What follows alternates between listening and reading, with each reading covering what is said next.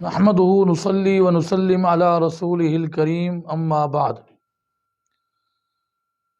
جیسا کہ پوری دنیا کے لوگوں نے دیکھا ہے اور ہم نے بھی دیکھا ہے کہ ترکی میں، شام میں اتنا بڑا شدید زلزلہ اور ہزاروں افراد کی اموات، آپ یہ دیکھیں اللہ کا کتنا بڑا عذاب ہے۔ اور اب یہ خبریں بھی آ رہی ہیں کہ پاکستان میں بھی زلزلے کی پیش گوئی ہے، انڈیا میں بھی زلزلے کی پیش گوئی ہے۔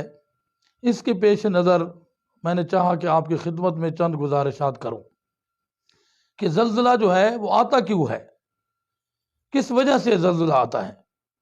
حقیقت تو یہی ہے کہ زلزلہ جو ہے یہ اللہ رب العزت اپنی ناراضگی دکھاتا ہے، اور جب وہ ناراض ہوتا ہے تو ایک علاقے کے اندر اس طرح کا شدید زلزلہ بھیج کر دوسرے لوگوں کو یہ سبق دینا چاہتا ہے کہ میری نافرمانی کا نتیجہ یہی ہے کہ اگر میری نافرمانی سے باز نہیں ہوگے تو پھر میں اس طرح آدھے منٹ میں پوری دنیا کو تہس اور نحس کر سکتا ہوں، زیر و زبر کر سکتا ہوں، تباہ و برباد کر سکتا ہوں۔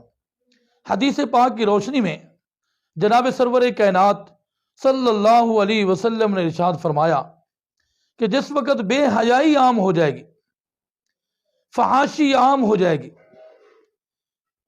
نافرمانی عام ہو جائے گی، خاص طور پر بے حیائی اور فحاشی کے بارے میں رسول اللہ صلی اللہ علیہ وسلم نے ارشاد فرمایا کہ اس وقت کئی طرح کے عذاب آئیں گے، زلزلے کی صورت میں، طوفان کی صورت میں، اور ناگہانی موت کی صورت میں۔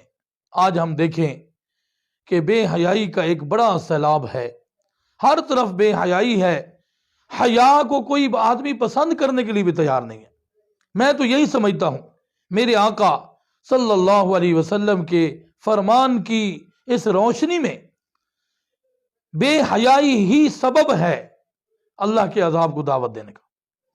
جہاں بے حیائی عام ہوتی ہے وہاں اللہ کی ناراضگی زیادہ ہوتی ہے، اور ناگہانی موت بھی بے حیائی کا سبب ہے۔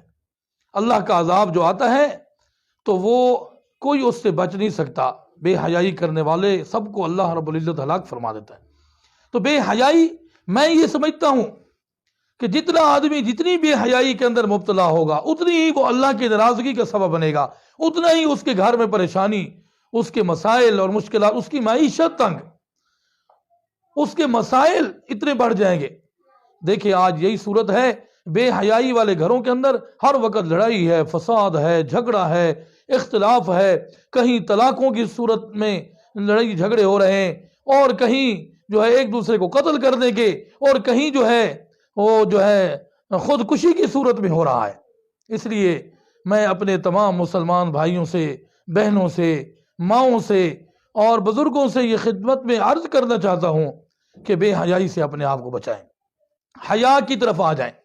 بے حیائی جو ہے وہ بے ادبی بھی لے آتی ہے، یہ بے ادبی بے حیائی میں سے جو ہے پیدا ہوتی ہے، تو بے ادبی بھی عام ہو گئی ہے اور بے حیائی بھی عام ہو گئی ہے۔ اس وجہ سے اللہ رب العزت کی ناراضگی ہے۔ ہم آج یہ سمجھتے ہیں کہ زلزلہ وہاں آیا ہے اور یہاں ہم مزے سے بیٹھے ہیں، ہمیں کیا ہو گیا۔ جب ہمارے اوپر اللہ کی ناراضگی آئی، کسی وقت بھی اللہ نے ہلا دیا، تو پھر اس وقت پتہ چلے گا کہ ہم نافرمانی کرنے والوں کا انجام کیا ہوتا ہے۔ نافرمانی ہم کرتے تھے تو پھر موقع بھی نہیں ملتا توبہ کرنے کا۔ اس لیے میرے بھائیوں، میری بہنیں، میری مائیں، میرے بزرگ، سب کی خدمت میں یہ گزارش ہے کہ اپنے گھروں کے اندر حیا کی دعوت دیں، حیا کی طرف لوگوں کو ترغیب دیں، حیا کی طرف آ جائیں، ادب بھی آ جائے گا۔ حیا کی وجہ سے الحیاء شعبۃ من الایمان، حیا بھی ایمان کا ایک شعبہ ہے۔ اس لیے ہمیں مسلمان جو ہیں جتنی بھی بے حیائی کی طرف آگے بڑھ رہے ہیں، اللہ کے عذاب کو دعوت دے رہے ہیں۔ ہمارے بزرگوں نے، آپ نے شاید سنا ہے نہیں سنا، کہ جناب رسول اللہ صلی اللہ علیہ وسلم نے جو ہے ایک بزرگ کو بشارت دکھائی دی ہے، اور انہوں نے یہ دیکھا ہے کہ حضرت بڑے علماء کا ایک وفد رسول اللہ صلی اللہ علیہ وسلم کی زیارت اور آپ کی خدمت میں پیش ہے۔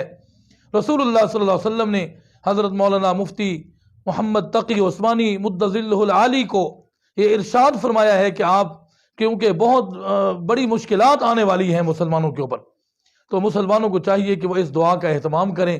تو حضرت جناب رسول اللہ صلی اللہ علیہ وسلم نے مولانا مفتی تقی عثمانی صاحب کو دعا پڑھائی، اور آپ نے فرمایا کہ آپ اپنے سارے علماء کو پڑھائیں، انہوں نے سارے علماء کو پڑھائی ہے۔ ہم اس دعا کا اہتمام کریں تاکہ اللہ کی ناراضگی ہم سے دور ہو، فرما برداری کی طرف ہم آ جائیں۔ دعا یہ ہے، اللہم اغفر لی ذنبی کلہ دقہ وجلہ واولہ وآخرہ وعلانیتہ وسرہ۔ اللہم اغفر لی ذنبی کلہ دقہ وجلہ واولہ وآخرہ وعلانیتہ وسرہ۔ اس دعا کا ہم اہتمام کریں ہر نماز کے بعد، گھروں میں خواتین بھی اور جو ہے مساجد کے اندر بھی اہتمام کروائیں تاکہ اللہ کی ناراضگی ہم سے دور ہو۔